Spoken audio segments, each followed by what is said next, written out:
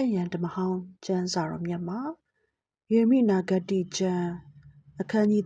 31အခန်းငယ်31မှ34တိုင်ထာဝရဘုရားမိန့်တော်မူသည်ကား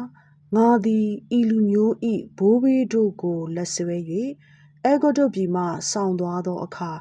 သူတို့၌ငါပေးသောပဋိညာဉ်တရားနှင့်ခြားနားသောပဋိညာဉ်တရားသစ်ကိုဣသရေလအမျိုးသားယုဒအမျိုးသားတို့၌ငါပေးသောအချိန်ကာလရောက်လိမ့်မည်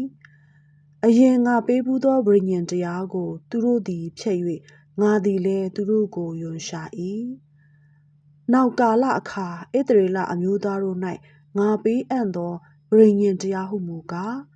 ငါထာဝရဘုရားသည်ငါ၏ပညတ်တရားကိုသူတို့အတွင်းထဲသို့သွင်းမည်။သူတို့နှလုံးပေါ်မှာရေးထားမည်။ငါသည်သူတို့၏ဖျားဖြစ်သည်။သူတို့သည်လည်းငါ၏လူဖြစ်ကြလိမ့်မည်။ထိုသူတို့ကထာဝရဘုရားကိုသိလောဟု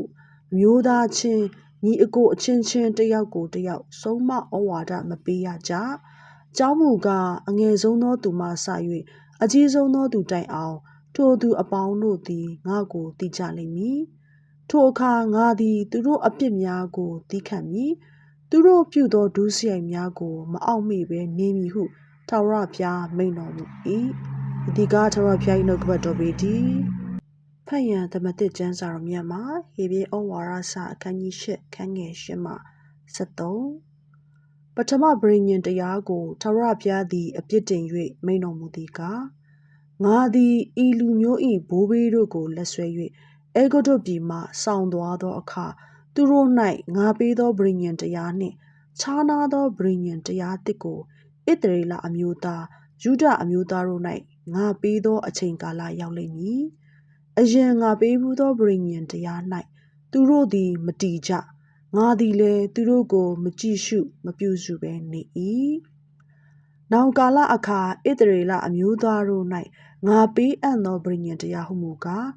ငါထာဝရဘုရားသည်ငါပညတ်တို့ကိုသူတို့စိတ်ဝိညာဉ်ထဲသို့သွင်းမည်။သူတို့နှလုံးပေါ်မှာရေးထားမည်။ငါသည်သူတို့၏ဖျားဖြစ်မည်။သူတို့သည်လည်းငါ၏လူဖြစ်ကြလိမ့်မည်။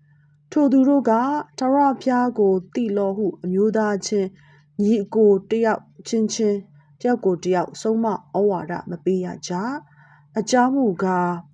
အငယ်ဆုံးသောသူမှစ၍အကြီးဆုံးသောသူတိုင်အောင်ထိုသူအပေါင်းတို့သည်ငါကိုသိကြလိမ့်မည်။ထိုအခါငါသည်သူတို့အပြစ်များကိုသီးခံမည်။သူတို့ပြစ်မှားခြင်းလူကျူးခြင်းများကိုမအောက်မေ့ဘဲနေမည်ဟုထာဝရဘုရားမိန့်တော်မူ၏။ပဋိညာဉ်တရားသစ်ဟူ၍မိန့်တော်မူသည်တွင်ပထမပဋိညာဉ်တရားကိုဟောင်းစေတော်မူ၏။ရွေ့လျော့၍ဟောင်းသောအရာမည်သည်ကားကွယ်ပြောက်ခြင်းသို့ရောက်လူနေသည်။ဤသည်ကားထာဝရဘုရား၏နှုတ်ကပတ်တော်ပေတည်း။